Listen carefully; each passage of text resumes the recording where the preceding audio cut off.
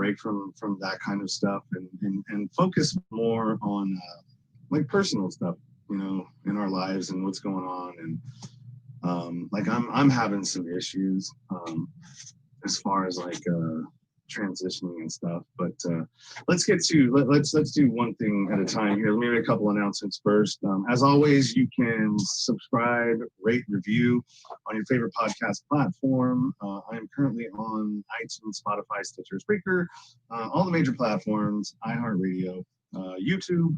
What else? Yeah, that. And if you want to rate, review, all that stuff, you can do that as well.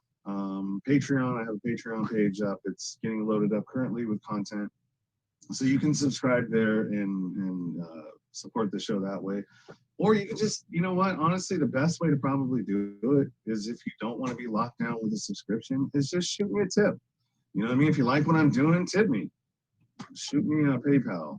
NorCalDroneServices@yahoo.com. That's my PayPal account. Just shoot me a tip there if you want. Otherwise, just enjoy what I'm doing, and if you like it, you like it. If you don't, you don't. What's up, Lori? Hey, I wasn't sure what you were talking about with shoot me a tip. I was like, is it like a message? Now I got it. Well, I mean, it seems like that seems more reasonable, like for what we're doing and at our level, because we're not like drawing a serious amount of people. At least I'm not.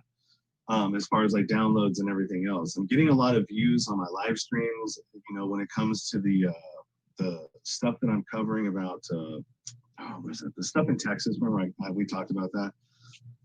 I'm getting a lot of views on stuff that I'm doing for that, but I don't know if I'm at the point where people find value in what I'm doing to actually want to pay for it. Does that make sense? Sure. And if you do like what I'm doing and you do want to like help fund it, you know, because it does cost money, and everything that I'm doing, you know, I'm adding subscriptions like every week, it seems, that are helping me to streamline what I'm doing. Like the last one I just added was a app called Later, and it allows you to do all of your social media posting scheduled. And you can do it from your computer. So it's like, the problem I was having with Instagram is that I can't do it on the phone. I need my glasses and my fingers are too big, and it's such a pain in the ass. I'm a copy paste kind of guy, right? Especially when you do your description for your show, your tags and all that other stuff. You do it one time. You don't want to have to keep doing it for every place that you have to put it at, right? So copying and pasting is like my preferred method, because it keeps me lazy. Sorry, let's just keep it real. I'm a lazy guy, right? And so, well, I wouldn't call it lazy. I would call it streamlined. More efficient. Yeah, it's efficient. It's streamlined. I think a lot of people don't realize the behind the scenes work that goes into this. And I'm telling you, I've never worked this hard in my life for basically no pay. Even when I started my practice, my therapeutic practice, 20 years ago, it was word of mouth. And, because it was local and I'm face to face with people, I wasn't trying to go on such a bigger scale. And this is a whole different world. And so I really think there's a few key pieces to this. And if you don't want to burn out, you need to streamline things. Like, it's essential, because I started burning out because I wasn't doing any of that in the beginning. Yeah. So I use, I don't know, are you a Mac person? Apple? No. Okay. Yeah, because, everything's connected. So I use the Notes, because the Notes it's like a program that goes from my computer to my phone. So I type everything into my computer for my Instagram posts, and then it just pops up on my phone. I copy it there, paste it in, because, even there's so much to learn in this business, but even with hashtags, you don't want to have the same hashtags every time. And believe me, I'm not getting the results that I would love to see with all of the research and work that I've put into this. But I also know that this is not a sprint. It's a marathon. It's a long, it's really about patience. And that's why I love hearing from the people that are really successful and have large followings, and are doing really passionate, beautiful, authentic things. It took them years. Like I'm seeing average 4 years, maybe 5 years to really get to that place. So I'm not even a year in with this platform, and I'm constantly learning. Like it's like I'm in school all the time. In my free time, I am listening to podcasts, I'm reading, I'm signing up for courses. I'm trying to really put the work in now so that it becomes, and that's how you build a business. You want to see results a lot faster. I get that. Like, I think we both do, because you put so much effort into this, especially with a podcast. If you're doing it all yourself, I mean, the amount of time is unbelievable. If you book the guests, you create the interview, you research the guests, you edit it, you record it, you know what I mean? I can't even begin to describe the amount of work that goes into it. But that's a long answer for, I think it's really, I wouldn't, words are important, and never label that as lazy, label it as efficient and streamlined.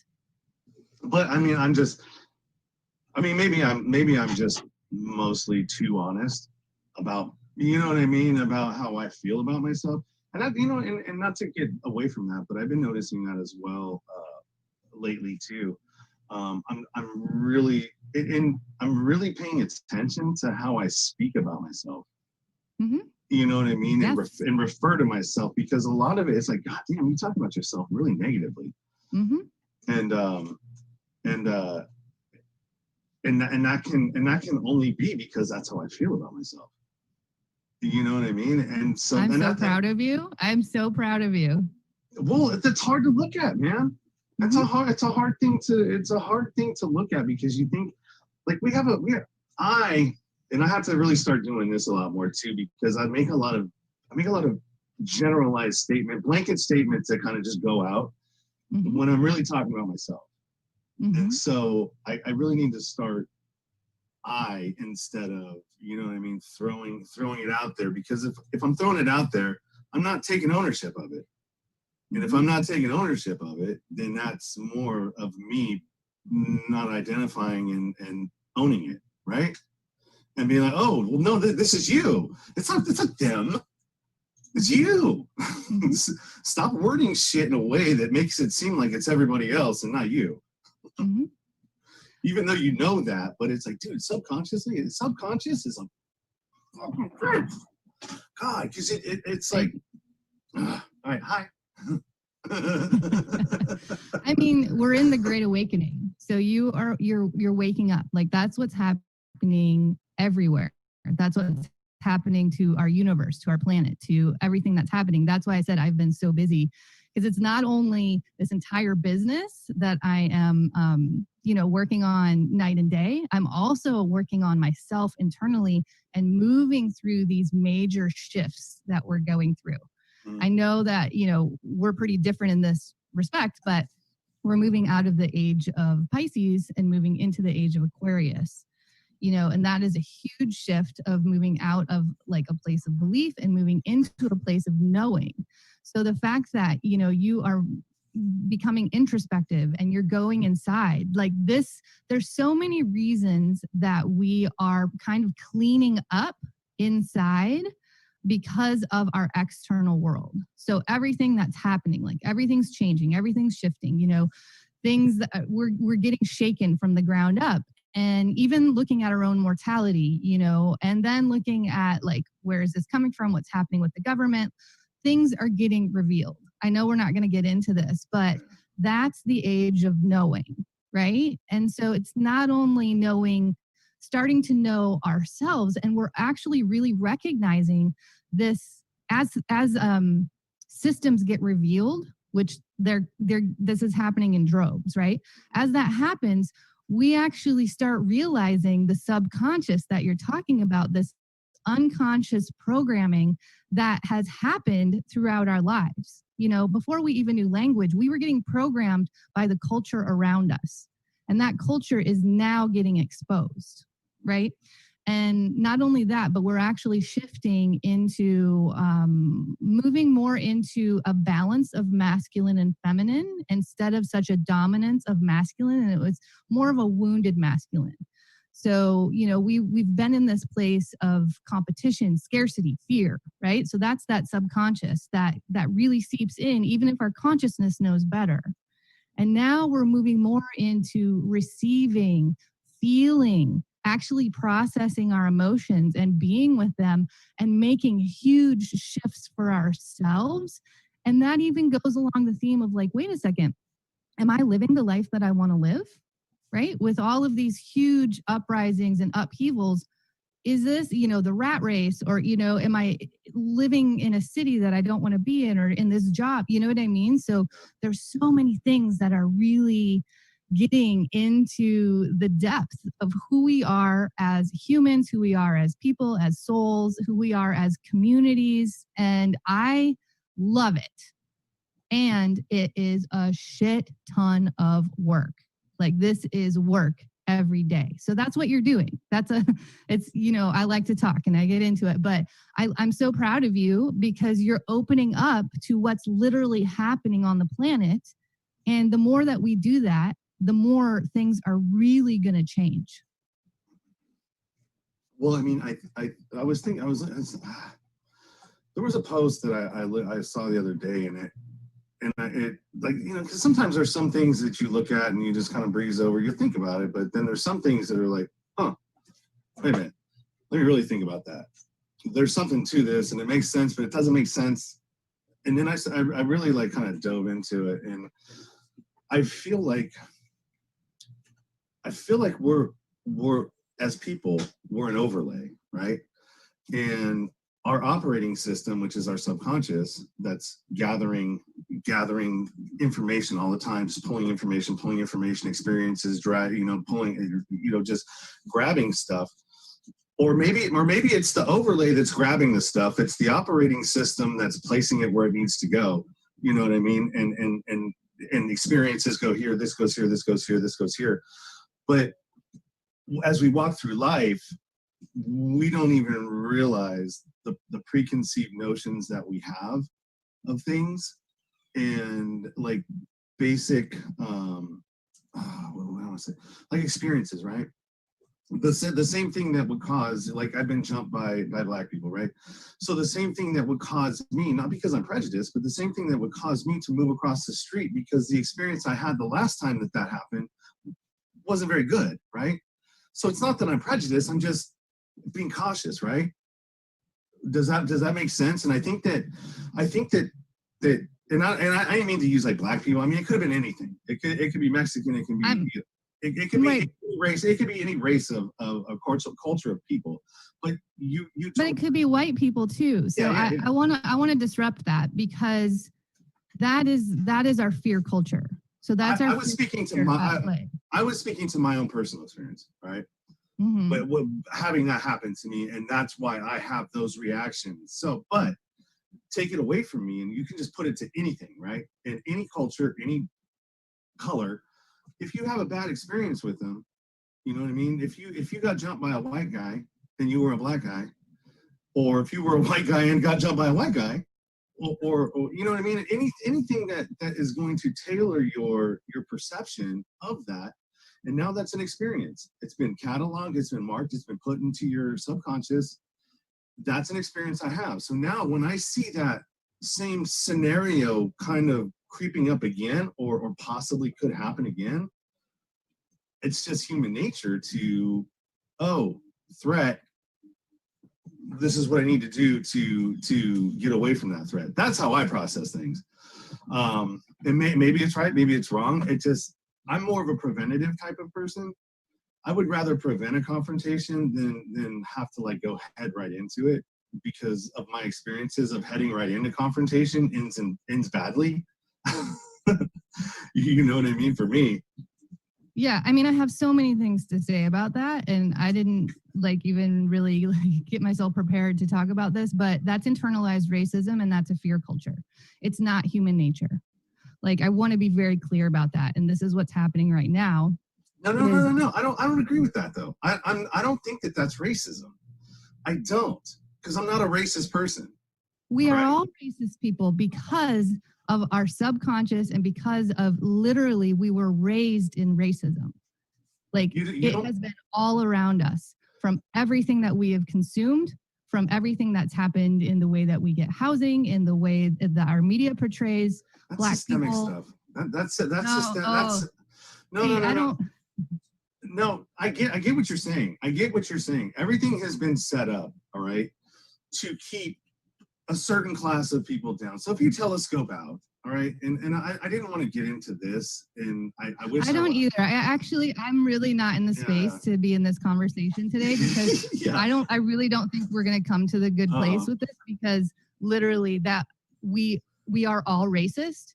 Even Black people can have internalized racism because of the culture that we have been raised in.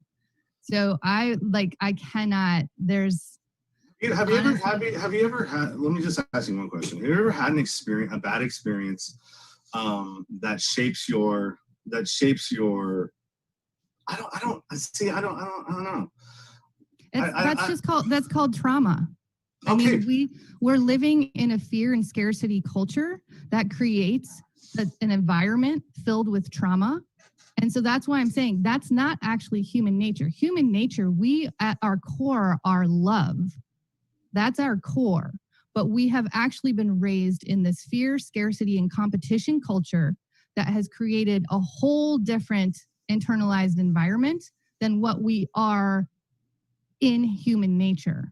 So that's our culture. That's racism. That's everything that we have been pumped full of that you're talking about with the subconscious. And so then when we go through trauma, we attach those fears that we have learned throughout our entire lives, we attach those fears to them. So I really think what you're talking about at the core is trauma, and then we're attaching racism to it. So basically what you're trying to tell me is that instead of saying that, okay, I experienced trauma from a group of Black people, I should say I experienced trauma from a group of humans? I'm not saying you should say anything. What I'm saying is human nature is love. So what I'm also saying is we have been raised in a very traumatized culture that has a lot of violence and fear. And you can be jumped by anyone of any race. So then let's say you're jumped by people of every single race. So now I've been jumped by Mexicans too. And if I okay, I can't be in this conversation today. Quite honestly, I'm not in this space at all. I don't think that we're going to come to a place of understanding in this. I don't understand where you're coming from. That's where I think we come from two different places and two different experiences, and I think that I don't know. I'm having a hard time seeing it from your view. Because okay, have you done any research or reading in any of the anti-racism books that are out now? Like to learn about our culture and about the very, very deep racism that we have always been in this culture. I've read plenty of stuff on the 13th. I've watched that. That has a lot to do with it. The Jim Crow laws, everything else that came out of the Civil War. All right, where they and yes, it is not. You would have to be stupid and blind to realize that Black people and brown people have been oppressed from the Civil War on. When slavery ended, it didn't end for them. We all know that. Well, maybe not all of us know that, but the woke people know that. The people that have researched things, we understand that. We know that. That has nothing to do with what I'm talking about. What I'm talking about is when you have an experience and somebody inflicts trauma on you. If a woman is raped by a man, okay, now she has a problem and she's fearful of all men, right? Doesn't matter. Doesn't matter. Yeah. Doesn't matter. Okay. So maybe I should say that, okay, well, I'm afraid of all males that in a group, if I see them coming my way, I'm going to move across the street because I don't want to deal with it. I don't want to deal with the possibility of maybe a problem happening, especially, I mean, young kids, a group of young kids. Come on, man. Do you know what teenagers are like? But you don't see that that's racism, that you're attaching a trauma that you had to an entire group of people. If it was perpetrated by a similar group of people, a similar looking group of people, that's because like that is the definition of racism. So how would you deal with it then? What would you do in my situation if you've been jumped by Mexicans in prison and black people in prison? I've had trauma in my life was the trauma, did it have to do with a group of people? Have you ever been jumped by a group of people? I'm not going to talk about my trauma. I honestly, I'm not going here today. I'm going, you know what I said? I've told you how busy I am and everything I have going on, and I cannot be in this conversation. I just can't. I'm sorry. I can't.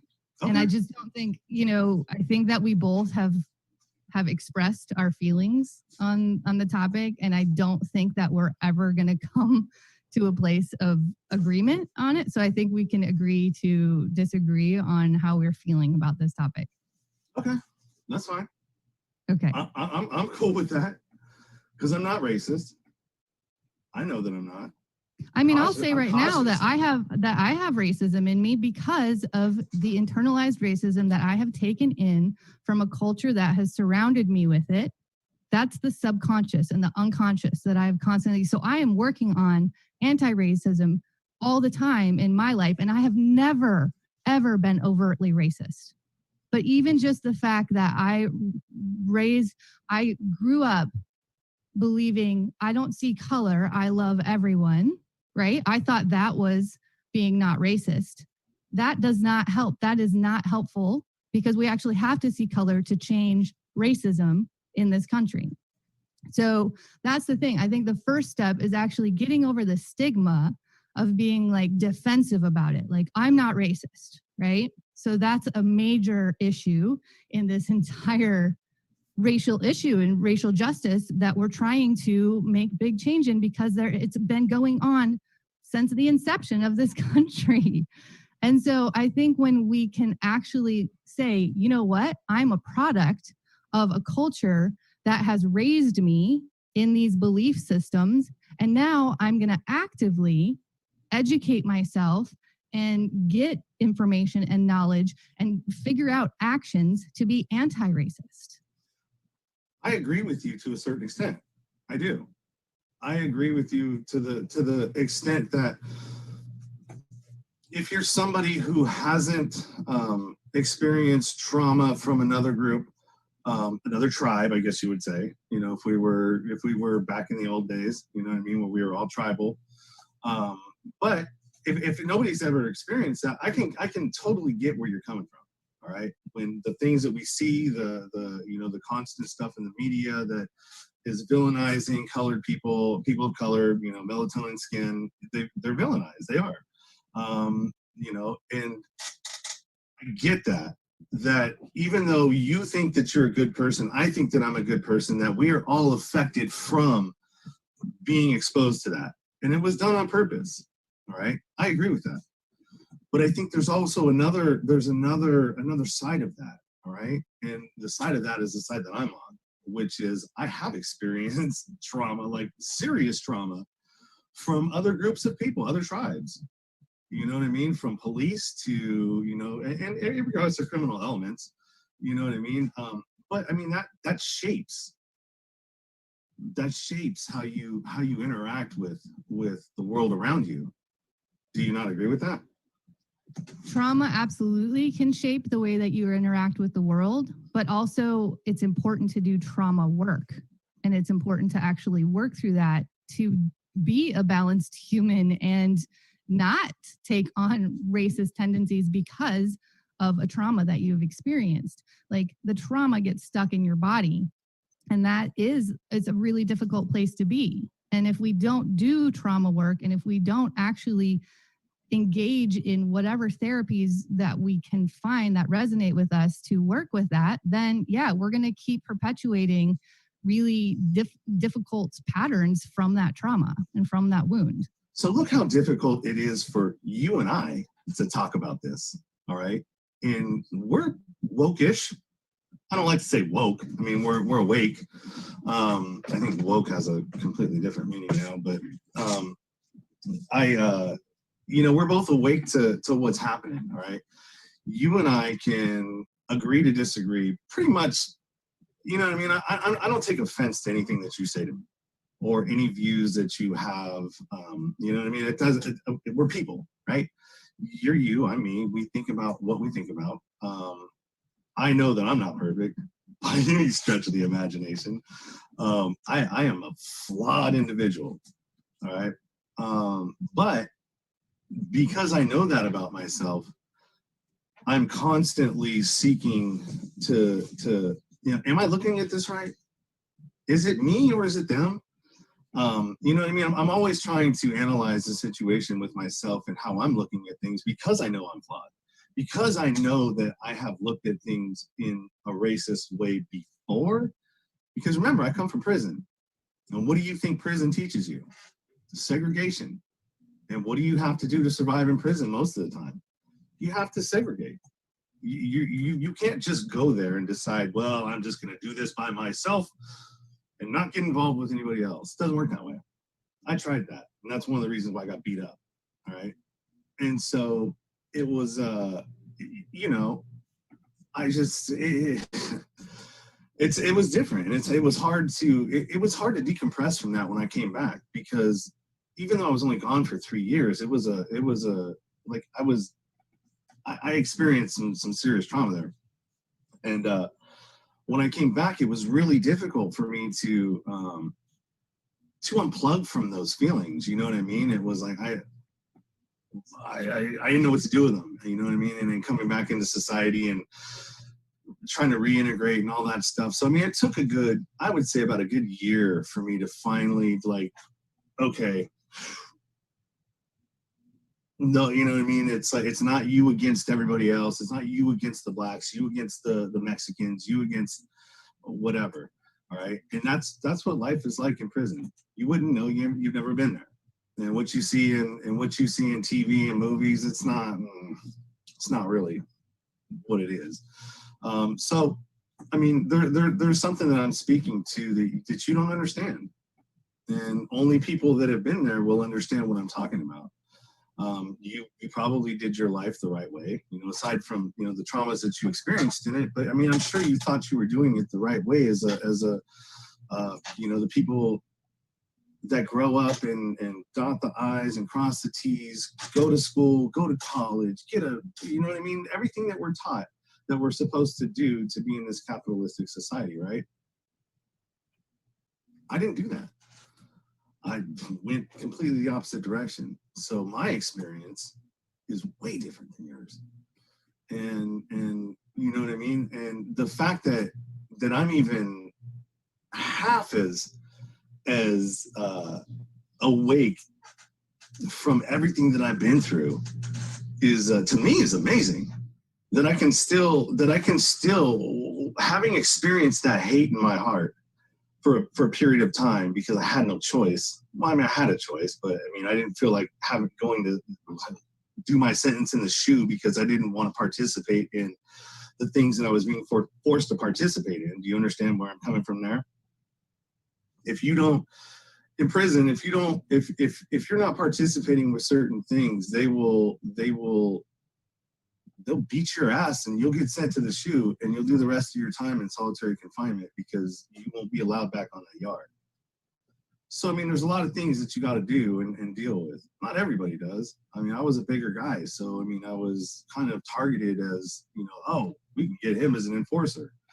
And I didn't want to play that game, but unfortunately I had to. So anyways, racism is not overt. We know that. It's more of a Um, it's more of a systemic thing, kind of, and it just, I agree with you, I do, but I think that there's caveats to everything, man. You know, my experience is way different than yours. Yours is different than mine and anybody else's. We all have different experiences, which kind of create how we think about things. And yeah, you got to do the work, but how many people are there like you and me out there? How many are like that are actually taking a look at, you know, is it me or is it them? You know, actually questioning what's happening. You can't even get people to get on board with the fact that we have a, a crisis that's happening way more important than the shit that's going on about, you know, racism and everything else. Dude, we got how many 800,000 kids going missing every year in the United States to human trafficking. That's way more important to me than all this other dumb shit.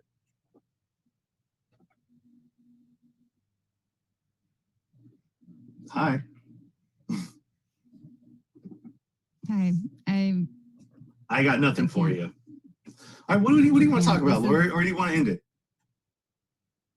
I think maybe we should end it. Yeah. Do you want to end this and not do it again at all?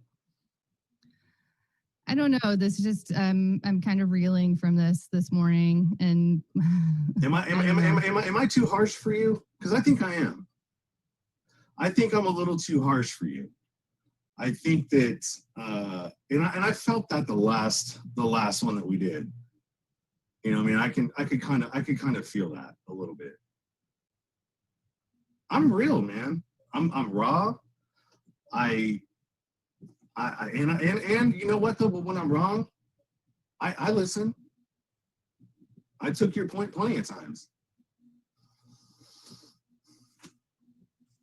Yeah, I'm real and I'm raw too. I had so many things to say about that conversation, and I can't even.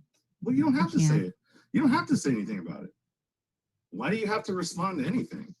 It's my perspective, and it's your perspective. Your experience is way different than mine. You've never been to prison. You've never been jumped. You may have been beaten, or you know what I mean, had some trauma. You might have had some trauma. This is the part that I cannot participate in, that you are bringing me into this with what you're talking about for yourself. Like, I don't want any comparison here. Like, don't compare me to you. Like, I understand that you have a completely different experience, and I'm not trying to negate that. The only thing that I was talking about, which is the biggest thing, is our culture and how we have been raised, and how that affects and informs the trauma that we go through our lives. But that's continual. That's continual, though. That's happening right now. That's in our media. That's ingrained in the system. Of course. So what? Of course. Okay, so let's stop bitching about the system, and how are we going to fix it? How are we going to fix it? We got years of programming. How are we going to fix that? How are we going to deprogram from a system that has gotten so big and so out of control? And like, it's out of control. We can't. The government has gotten so big. How do you reel it back in? How do you change all of these systems that have been ingrained in us since the inception of the radio? Ever since media has become anything, it's been there. So how do you get rid of it? How do you fix the problem?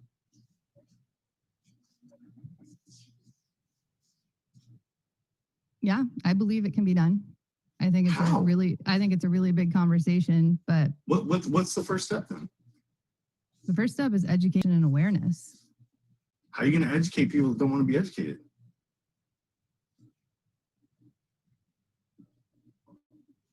There's a lot of people out there that just don't want to listen or don't have the time to listen. They've got their own preconceived notions of the way that things work. They watch mainstream media. It's a huge daunting task. You're right. How do you fix it? How do we keep this from happening to our kids? You know what I mean? Or to my kids? Like, how do I keep that from happening? These are big questions. These are big problems. right? And we're just two people. We're just two people with a platform, all right? Two very different people, you know, and that's why I think people like to like listening to us, because we are that different, you know. And we don't have to have the same views to respect each other. True? Even if you don't like what I have to say. Who knows? I don't know. Like I said, different experiences garner different outcomes, you know?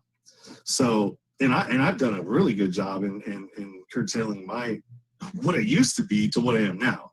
Because if you'd have met me 20 years ago, you'd have been like, fuck you.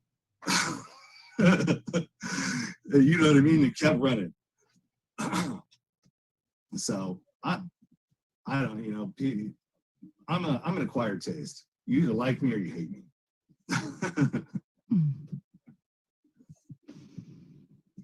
Well, yeah, I mean, I will definitely agree that we are extremely different people with very different beliefs. So how do you fix it? How do you fix the different belief systems that we have? How do you fix a society that has so many different belief systems? You know what I mean? And education, you can talk about education all you want, but all you can do, education is like a trough, right? You can put the trough there, but if nobody's coming to eat and partaking of your education, no. Well, right, but it's also about action. You know, it's education and awareness, and then it's action, and it's community support. You know, it's actually, it really comes down to wanting more, wanting better, coming from a place of love and not coming from a place of competition, scarcity, and greed. And so, no, not everyone's going to be in that place. And it's going to take, there's a lot of people that are in power, and they're there for a pretty big reason, because they've created a system where they stay in power, and they are not going to go down easily. But it takes communities coming together and making decisions to work together for the greater good of the community, and coming from a place of love and not coming from, you know, that lower frequency of scarcity and greed.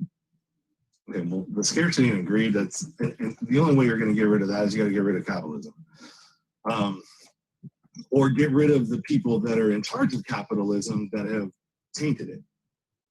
Because I think that, look, you know, you can get your communities to come together, and when you realize what happens when you change the way where you put your money, things can happen pretty quickly. And it takes a lot of freaking people to do that, but people have to want to work together, and they want to change a system, but they have to understand that system before they even know how to change it. So if you can get the amount of people to stop putting their money into big corporations and greed places that come from greed, and putting their money into local businesses and communities, then that can shift a lot. But it takes a lot of people to have the education, the awareness, and move on with the action. I think it only takes one group. I think it takes one group of people to put together one model that works in one place, start it in one city, and then if it works, people start seeing it, then you start adapting it at the community level, at your city level. Because I think where people don't understand is we get so ingrained in thinking that the problem can only be fixed from the top down. But that's reverse of actually how this is supposed to work. And you know, this goes to a lot of the things that everything that we see never really is as it is, right? So you think you're looking at something, but it's actually, you're looking at the front of it, but the real mechanism behind how it's working is in the back.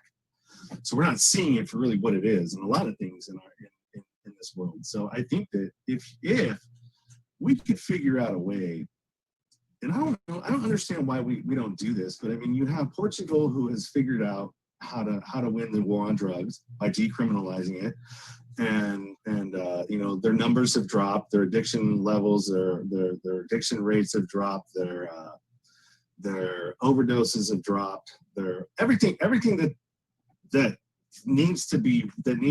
every milestone that needs to be ticked off there has worked. The only thing that was a downside of it was consumption went up, but the negative parts of it went down, right? Because they're no longer incarcerating people for drug offenses, and I think unless they're selling, because selling drugs is still illegal. So that's working there. The incarceration problem, that's Germany's doing a pretty good job of what they figured out there. So like there's the areas that we have problems with, there's other examples of where it's working other places. So I don't understand why as a society and a government, we're not going to look, okay, so that's working there, and there's all pieces of things that are working. So why can't you just take a piece of this, a piece of that, and then change it all and try to implement it that way? But that would mean because you want to actually see change. Well, right. We don't live in a culture that is actually cares about the people. If we did, everyone would have health care. There are plenty of things that you can see that we don't care about the health and wellness. I mean, there's so many things that the US doesn't regulate that we get just even in products that cause cancer that the US has no regulation over. Like they do not care about us, especially the way European countries care about their people. And so you can look at that. So that's where it doesn't come from the top down. It comes from our communities getting together and realizing that we are the ones that have the power to make change. We are the ones that elect the people that create the laws. And so it's not an easy process. This is not a fast process, but we're the ones that have to be the aware and the educated and the actionable people, because this has been going on always. I know. We've never been taken care of. I know, that's what I'm saying. So I mean, if you have a well, but that's the system. These are the systems great. That are getting. They're working how they're designed to work. That's how they were designed to work, and they're working right impeccably. Exactly, but those systems are now being uncovered, and that's the exciting part, is that those systems are being uncovered. This, like I said, we're going into the age of knowing, and so we're not, blissfully ignorant anymore. We're actually being faced with, oh, this is what's happening. This is a problem. Before we're like, just trying to live our lives and pay our bills because it just keeps racking up and racking up. But now we're being gifted with the knowledge of the corruption and the greed and the pain that our communities are going through because of this. So yeah, it takes us doing work. We can't just sit back and not do anything about it. We actually have to come together from a place of love and want to have that change that much. But we also have to agree to come together on something that will rally everybody together for the same cause. And that good luck with that one. I mean, and I think that everybody can kind of smell what's going on. And I've been saying this you go back to my first podcast. I've been saying that we're in the second age of enlightenment for a long ass time, because I was seeing this shit happen way before I even started my podcast. I was looking at some of this stuff and going, damn, man, things are really starting to like be transparent, like things are happening that you're like, before you were like, what? That's like right out in the open now. They're getting so blatant. And I think that from everything that I've been listening to and a lot of people that I've been talking to, they think that they're scared. The powers that be are scared. They're losing control. And what's the last thing to happen before a society is taken down? They start burning books and censoring people as their last ditch effort at control. And that's what's happening right now, pretty much. Like, there's being so many people that are being deplatformed right now in the alternative community. Like, literally, YouTube channels, bam, gone. Do you know this name, Del Bigtree? He was one of the frontline doctors. Remember that thing that came out, the frontline doctors, where they tried to make everybody seem like they were crazy because they were talking about hydroxychloroquine and they were doing something. It was the one that was right in front of the White House or some other Capitol Hill or something. Do you remember that was going out for a while and it got censored? So guys like that, Del Bigtree got his YouTube channel. They just took it, gone. And they're censoring. I've been censored. Yeah, I've been censored on Instagram and Facebook. Censored as if like not fact checked, or like that thing that they put over where it says, "Oh, this is bullshit," or like they removed your stuff. They denied my ads because of what they said in them. Oh yeah, I've had that too. Like I can't do a paid ad in Facebook because they say that they think I'm some sort of what the fuck is it, like what is that? What is that called? They think I'm tied to politics or something. And so I'm not tied to politics. And I even went to the whole route of trying to, they send you the mail where you got to put the deal in there, the code in there that you live here in the United States and all this other stuff. I jumped through all of their hoops, and I still can't get a paid ad to save my life. Which is fine. I mean, I don't really want to give Facebook my money anyways. So anyways, yeah, Del Bigtree's getting censored, Do you think that anything that they're talking about is like, I don't know, do you find it weird that you have some doctors that are saying one thing and you have other doctors that are saying another thing? I find that really strange. They're like, what works and what doesn't? Why can't we talk about that? Is there a cure? I mean, I don't find it weird. Like, I've been in the healthcare industry for, 25 years, probably 30 years. I don't find anything weird, but that's why I get educated and informed. Like, I do my research. I spend my whole life dedicating it to helping people actually truly live well and be out of pain and know the truth of how to be well.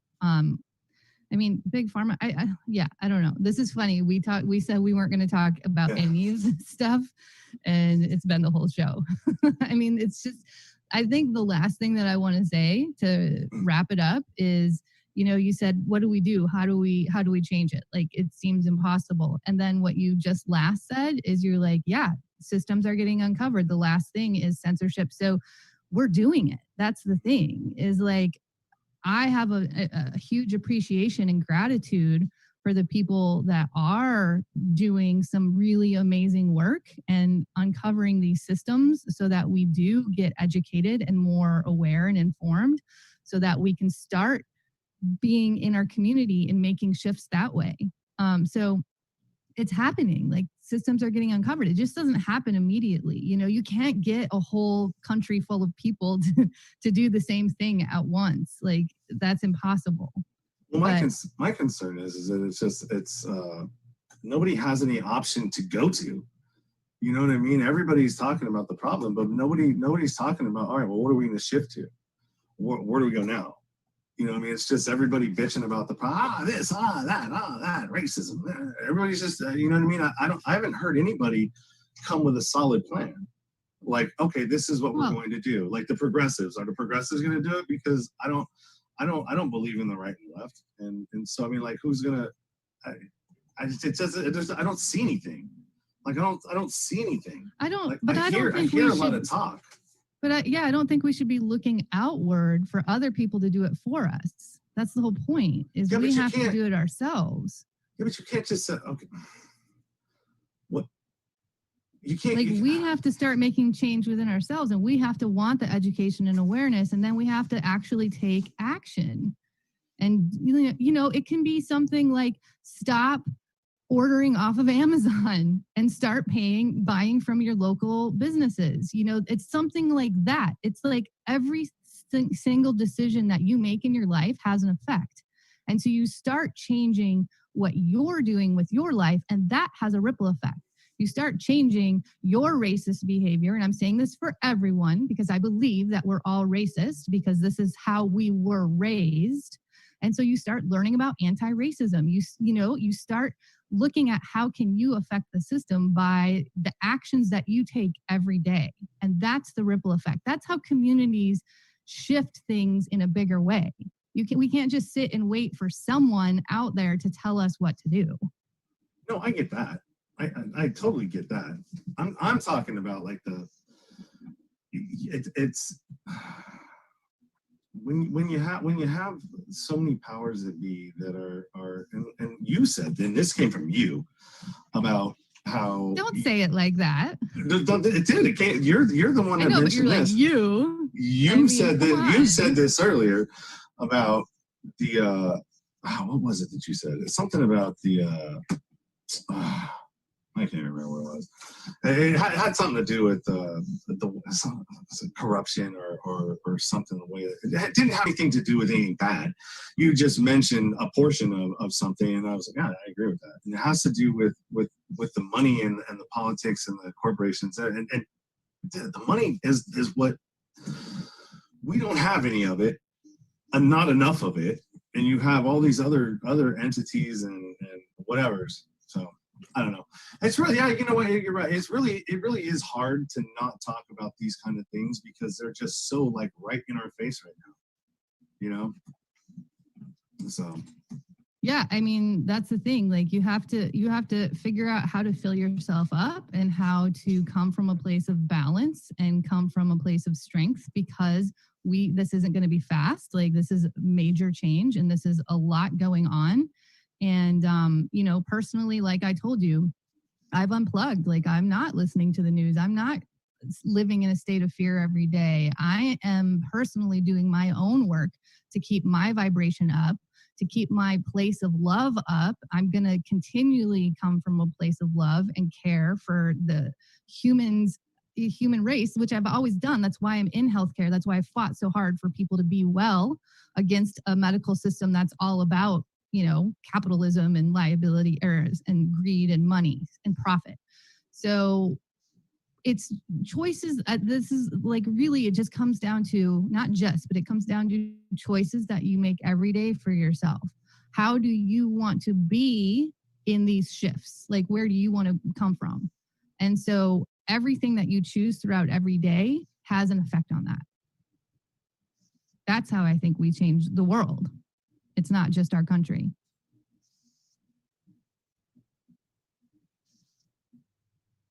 What's your timeline? My timeline? Yeah, what's the timeline on that? Like for what?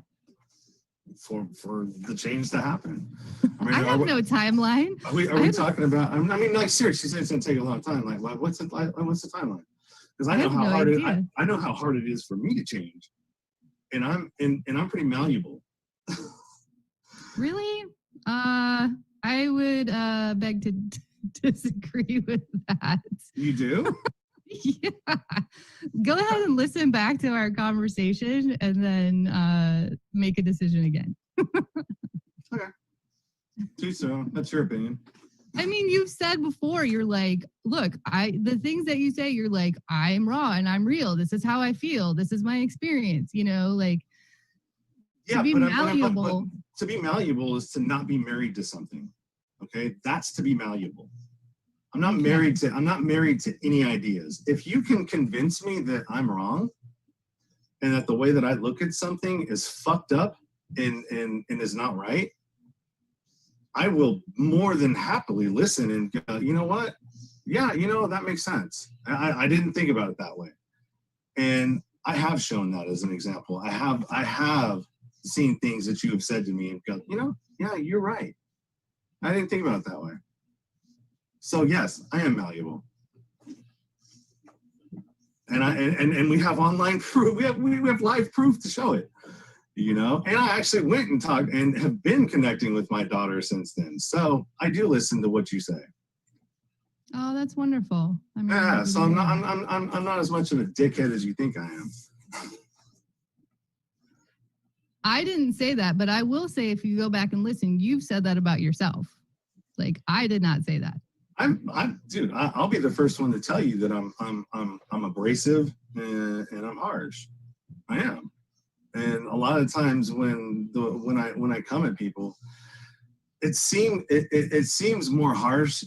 Like the exterior of the delivery seems harsher than the meaning of it in my how I mean it to come out comes out a lot differently sometimes than I'm thinking of how it should come out. Does that make sense? Mm-hmm. Well, I mean, that's the thing. Like right now, we have a great opportunity to work on ourselves. That's what I'm doing every day. Mhm. Like I'm working on getting out of my lower frequency reactions that have been unconsciously conditioned in me that I have continually done throughout my life, like especially when I'm in an emotional situation with people. And it's not easy, but it takes work. That's the thing, is that, if we just keep going throughout our lives and keep reacting in the same way that we react, we're not going to grow. And right now we have a wonderful opportunity to grow as we're having so much uncovered about ourselves, about the subconscious conditioning that we've been under from the culture, and so I think that, again, the more that we actually look inside and make those changes, the more we're going to automatically shift our behaviors and our choices in our external world, which can actually make the change that we're looking for. And no, it's not going to be fast, but I have no timeline for that. Yeah, I don't either. I don't think I'll be alive for it anyway. So but all I can do is try to make the best possible decisions that I can. So, and try to fight for what I think is right and is going to be that I can leave for my kid. I think that the people that when like the things that I do, that's in the back of my head. Not leaving a mess for her to have to inherit. You know what I mean? That's where I come from it from, and that's the way that I have to come in it from, because I think being through everything that I've been through, I don't believe. I think it's hard. It's going to be super hard, and I don't think I'm going to see it in my lifetime. But I think that if we all do what you're saying, and we all take but if we all look at this from a different perspective and come at it from love and understanding, or however that looks like, whatever that looks like for you, because I think it looks different for everybody. Everybody has a different perception of what love is. Then yeah, we may have a shot. I just think it's like, fuck, when you look at that mountain, it is so daunting and it is so huge. What's the alternative?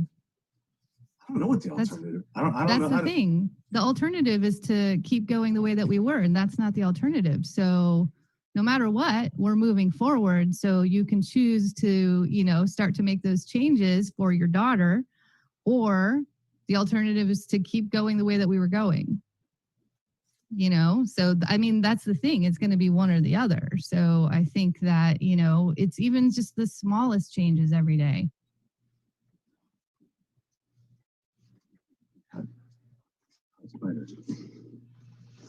That's one of the bad things about living in a trailer out in the middle of by the water. There's a lot of bugs out here. So anyways, do you put show notes under your shows? Sometimes, yeah. Could you do me a favor for this one? Huh. Could you include a resource, which would be the book White Fragility by Robin DiAngelo? Yeah, anything that you want to have in there, just send me an email with all the links and anything else that you want, and I'll just copy and paste it on.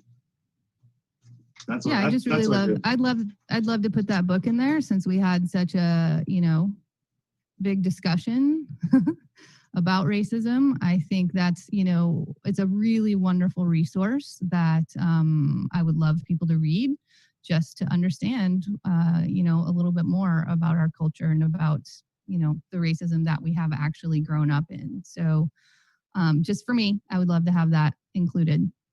Yeah, I'll put it in there. That's a hard. I don't want to get back into the whole thing of that, but that I think you're gonna have. you're gonna have a hard time getting people to look at that, because what you're saying To read the book? No. When you call everybody racist, I think it immediately puts everybody on the defensive. Well, that's the problem. So that's why I want you to read this book, White Fragility. That's exactly what she's saying.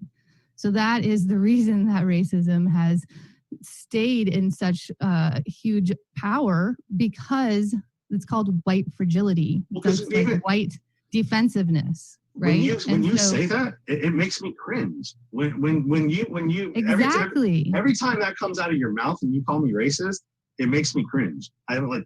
But I'm not just calling you racist. That's the thing. I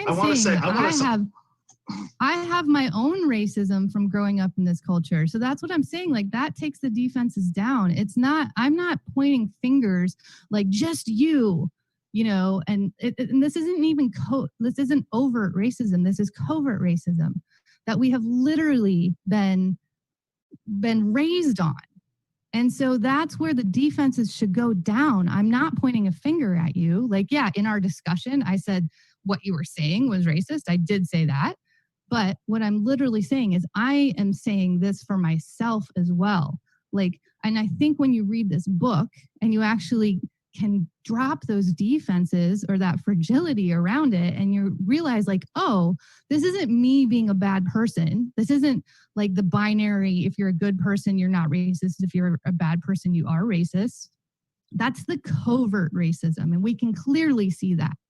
But the overt racism. The covert racism, which is all what this book will tell you, it's like when I read the book, I was like, oh my gosh, this makes so much sense. Now I understand it. Because before I read the book, I was like, no, I'm a good person. Like, I love everyone. Like, I don't see color, all of those things. That's how I lived my life. And now that I have the education and the awareness, I don't have any defenses about it, because it wasn't my fault to have that covert racism. Like, I was literally raised in it. So that's where, I'm glad you brought that up, because I really do want to share that with people, where it's like, let's come together on this and realize that this was a product of our environment. It's not a product of us being a bad person. That's not it at all. And we're not going to change it until we all let go of those defenses and see the system for what it is, and take yourself, you know what I mean? Like, it's not, let's get out of that binary good versus bad person, because that's why you're feeling defensive. But when you get educated, you're like, oh, you have that aha moment, I hope, because it's really beautiful when you're like, oh my gosh, now I get it. And it's not about me, just me being this person. I get it. Could you package it a little, the delivery a little different? I mean, I just said that in the most gentle and loving way that I could possibly say it. No, not that. I mean, you did great with the way you just said that. That I can listen to and I'm open to. But when you just lob everybody's racist, that shuts the conversation down, because immediately I'm just like, eh. You know what I mean? I'm like, I the same way that you looked at me and you're like, I can't do this conversation. When you said that everybody's racist, that's exactly what I started thinking. I'm like, you know what? I can't. What the fuck are you just saying? What did you say to me? Well, that's why I asked you. I'm not racist. I'm not racist. But what I'm saying is that if you could package it up the way that you just did, versus to make it the delivery easier to consume, because when you just outright call everybody a racist, that's hard. I can see how it would tend to turn people off and go, no, I'm not. You know what I mean? Because they're not woke. Okay, well, they haven't read that book. You want them to read the book, right? You want everybody to read the book. Well, I want everyone to get education around this, because that's the white fragility, is being defensive immediately and saying, wait, I can't, like, I'm shutting, instead of being curious, like, oh, why would you say everyone's racist? Like, I also explained it when I said it earlier as well. No, you did. But if you're wanting people to get educated by the book that you've read and that has enlightened you to the point where you feel confident enough to call everybody a racist, you know what I mean? We haven't read that book. We don't know that. You're trying to get us to you're trying to get us to read that book. So by packaging what you just said to me in the way that you said it, it was easier for me to consume it because I didn't feel like you were attacking me as a racist. Does that make sense? Okay, but what I want to point out is that that's the white fragility, your defense coming up, instead of coming from a curious place and just being like, oh, why would, but you could have. I haven't read the book, so I don't understand. You can still come from a curious place if I say that statement and you can say, why would you say that? Can you explain that to me a little bit more? Instead of being like, oh, I don't want to listen to that. Like, that's like, I'm a good person. Like, how can you call everybody a racist? You know what I mean? Like, that's the curiosity that I'm talking about. And it's like, I guess I have a little bit of a bubble here because like I am in so many communities and groups that's only one book. There are so many books. There are so many resources. There are so many podcasts. Ibram X. Kendi is amazing. Like, he has so many podcasts out there. He just came out with a book that says How to Be Anti-Racist. He talks about his own internalized racism from a TED talk that he gave like 10 years ago as a Black man because of our culture. So I guess I'm coming from a place where I'm surrounded by people that are literally educating themselves and becoming aware and taking actions and changing things and making donations and supporting Black businesses to start making cracks and changes in this foundation. But I just wanted to point that out. That's why she titled the book White Fragility, because like you saying that's me having to take care of you feeling defensive about it instead of being curious about like, wow, why would she say something like that? Because that must be a really big thing if she's about to say everybody's racist, you know? And then that's the white fragility that we've had for so long of being like, no, I'm not racist. I don't want to talk about it. Then we're not going to address the issue. Well, I think a lot of it has to do with the time that we're in. You know what I mean? If you were talking about this maybe, I don't know, 5 years ago when the tension wasn't so high, I think it might get the reaction that you were looking for. You know, like, oh, why would you? I'm not looking. Or no, it might have the curiosity effect that you're looking for. Like, why would you say that? Well, that's interesting that you would say that though, because right now we have, because of the tensions being so high, it seems like we would be more curious about it. Like, oh, if this is something that's creating people, you know, putting themselves in harm's way every day out there protesting because something is so big that we cannot ignore it anymore, it seems like that would create more of a curiosity instead of a defensiveness. Possibly, in some people, it may. I mean, we can, yeah. I mean, you know what I mean? It's like you can't say how everybody's going to take it. Everybody's different, you know. Just like I was receptive to, and this has a lot to do with emotional intelligence and background and how we were and how you were raised as a kid to accept information and when to shut down and when not to shut down. It's kind of like when you're a supervisor, you know what I mean, or a superintendent, and you have a workforce that's underneath you. You have to have emotional intelligence because you can't speak to everybody in the same way these days.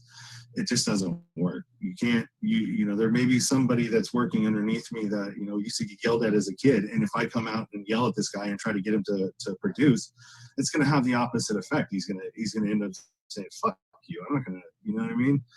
And so you got to know how to deal with people.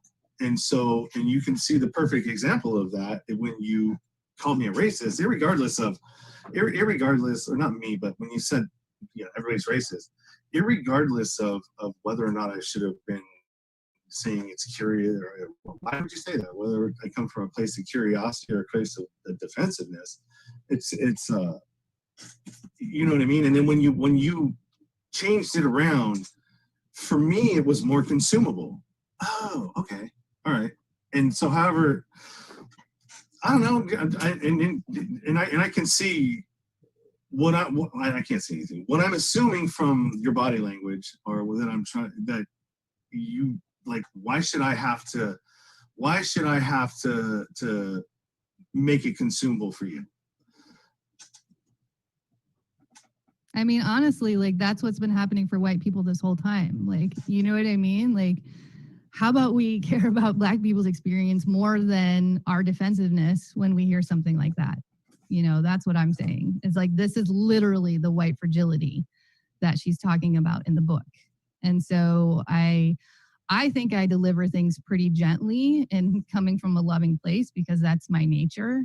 And I spent a lot of time educating myself about this before I came out and really started talking about it in a really comfortable way, because I can own my own racism at this point, and I can correlate it to our culture and what I was raised with. And so again, I understand what you're saying, and that's the white defensiveness. That's that, like, I'm a good person. It's like the binary good versus bad. You hear something like that and you're like, no, I'm not a bad person. I'm not a racist. I'm not the KKK person out there, you know, doing overt, you know, racist acts. So the only reason that my body language is not the biggest reason my body language is like that is because this is like where, you know, especially Black people are exhausted. They're exhausted by white people's reaction to this. Like, it's been going on for so long, you know, for as long as this country has been here. And so I just really want to point that out, that it's like, I hope that we all become curious because of what, you know, things that are absolutely coming to light. And I don't know. That's just, and this is about me. Like, I do educate myself as much as I possibly can because I am curious and I want to know what's going on and I want to understand it more. And so, you know, that is why I will talk about that. But I absolutely will include myself as well, because it's all of us. That's why I said everyone, you know. Well, I'll take a look at, I'll do this. All right. I will examine my stance on caution and how it relates to what's the word I'm looking for? Subconscious racism. Sure. And examine that. I hope you read the book too. Is there can you get it on listening? Of course, you can get almost any book on audiobook. Yeah, because if you ask me to read a book, I'm not going to read it.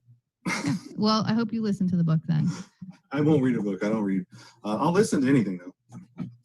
Cool. I think we should wrap up at this point. We're way over an hour. Not way over. We're a little over an hour. Yeah, we're 112. Congratulations on keeping me on, because I did not think that was going to happen. I mean, I wasn't threatening you.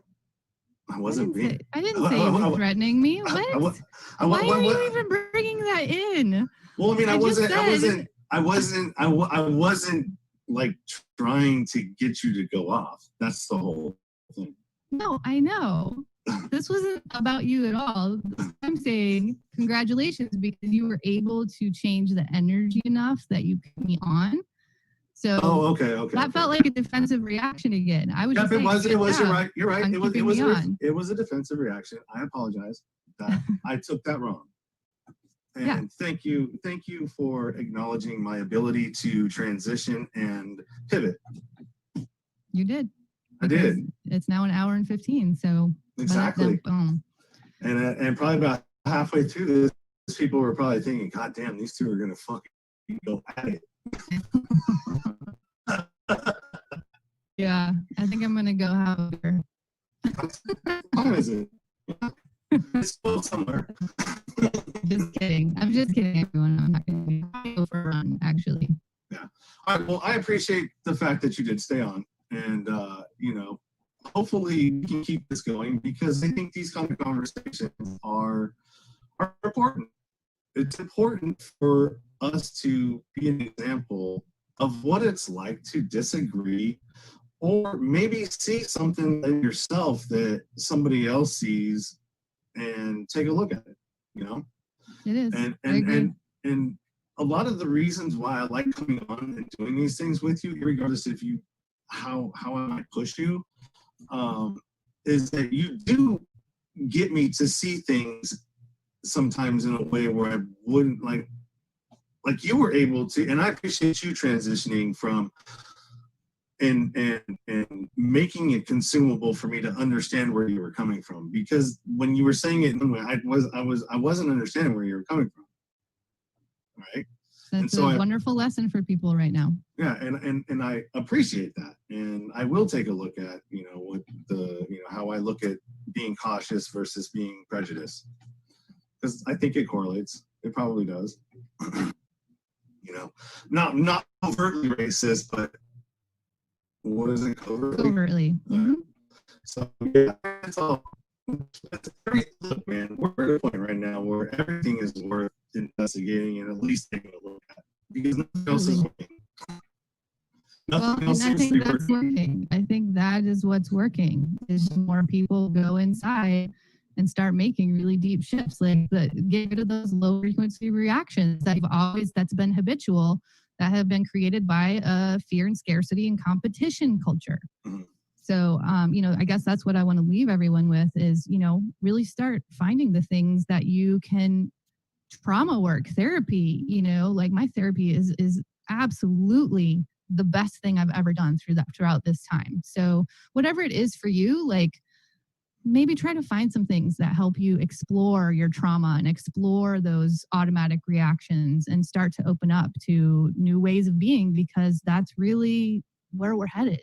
I hope, that's where I'm headed, at least. Yeah, one can only hope. Are you still planning on hitting the road? Oh yeah, I got my van this week. I'm looking at her right now.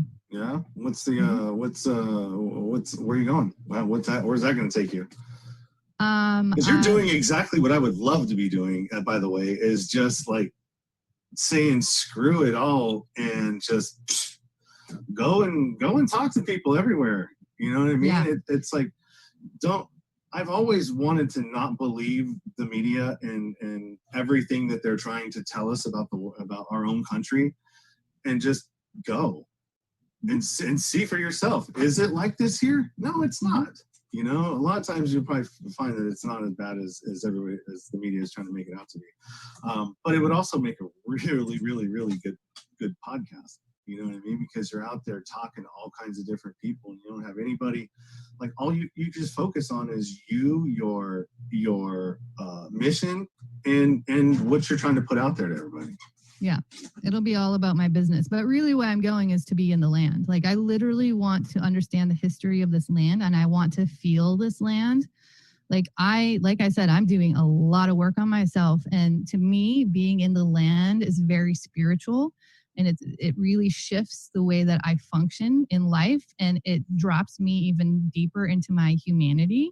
And that's what I want. I want out of the fear and scarcity culture. And I want to be in my receiving space and a space of love. And that's how I'm going to continue to put this business out. And I'm just really I'm actually like, it's kind of crazy, and we can't really get into it because I do have to go, but I'm actually going to do a 40-day rebirth, which means that I'm going to take 1 minute to explain this. So I teach childbirth classes, and I can't even get into what happens in childbirth and how that creates the culture, the anger and the aggression and the fear in our culture that we have today. And that's why I teach childbirth classes, to really change that at the root.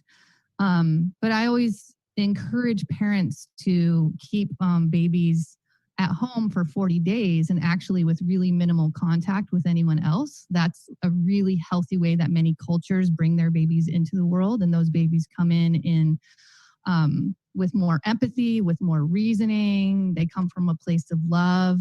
A lot of babies are coming in fear and pain and trauma and stress, because that's how we have their mothers birthing these babies. So it's 40 days of basically calibrating the central nervous system of babies and increasing their immunity by only being in contact with their parents, because that's how we get immunity.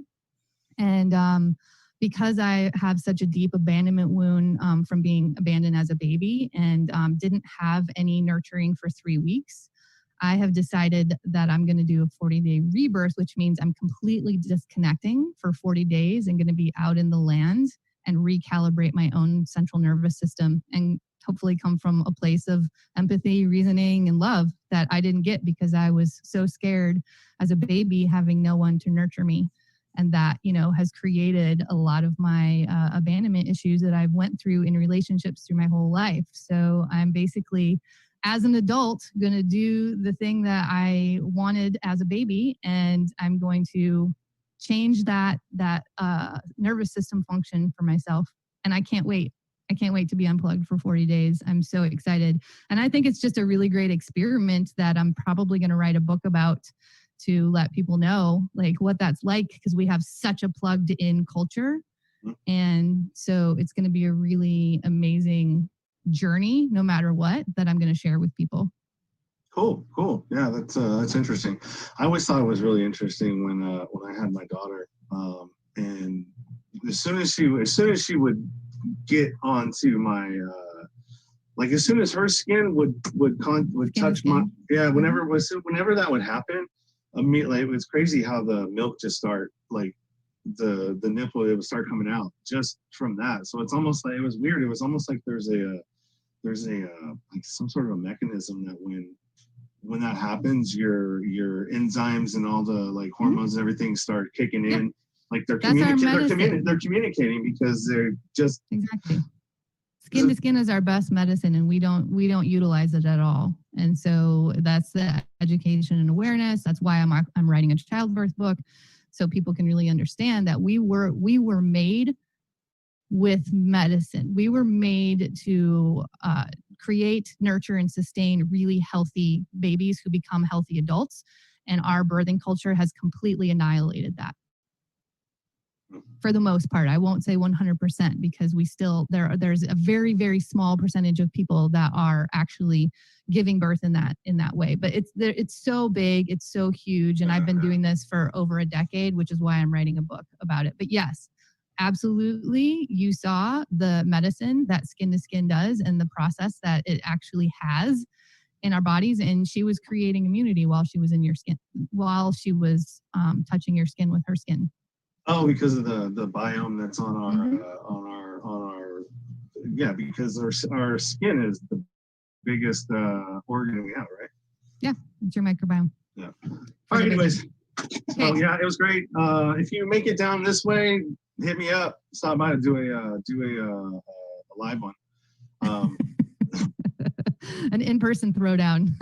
Wow, dude, I doubt we will get like that again. I'm joking. I'm a jokester too. I do like to laugh. I have a laughter is medicine series on my podcast, Yeah. Do you? Mm-hmm. I always thought it was just you had the like deep conversations about like traumas and stuff. I thought it was like, because I don't know, I thought yours was just more like that. No, it's all about what I consider health and wellness, and laughter is actually our best medicine. And so I interview comedians and I put live comedic bits in the episode. It's really awesome. Like you get to hear live comedy while you're hearing an interview with them as well. Yeah. You know what kind of sucks though is what I really wanted to talk about and how we got hijacked into something else was how as podcasters, how it's so different. It's hard when you're creating a show or when you have your own show and you're doing everything you and I are doing. It's really difficult to because we're so like, I don't know. Your show takes quite a bit of time. You do your show way more in depth than I do mine, and so I can imagine that it takes you way more time. But even like what we were talking about in the beginning, it's hard for us as podcasters to support other podcasters because we're so, aside from just listening to other people's shows, like we're so ingrained in our own like what we're trying to do that I find the little bit of time that I have left over doesn't leave a lot for me to support other shows and listen to other people's content, because I'm listening to content that, you know what I mean, that I'm bringing information to listeners. Yeah. So it's like, God damn, man. And like when I talk about like supporting, why is anybody supporting me? You know what I mean? Well, are you supporting anybody else? Yeah. You know what I mean? It's like perfect. Yeah. But That's a great way to, it's a great way to look at it. That's what I'm saying. Like really turning that around and being like, wait, I have to do that with my friendships. If I'm like, why isn't anybody getting a hold of me to do anything? I'm like, am I getting a hold of them? I'm just sitting around waiting for them to get a hold of me. So I love that. That's the curiosity. I love it. Yeah. Okay. I think it's a great place to end. And FYI, if you want to listen to my podcast, it's The Raw and Wild Hearts. Yeah, it is The Raw and Wild Hearts. And if you want to continue listening to my podcast, it's Nowhere to Go But Up. And you'll find all that information that Lori has, including the books, and throw any podcasts or any of that stuff that you want people to engage in or take a look at, because you mentioned more than one. Throw them all in there. Throw them all in there. Yeah, I'll send it to you. Okay. I gotta go. All right. Bye. Bye.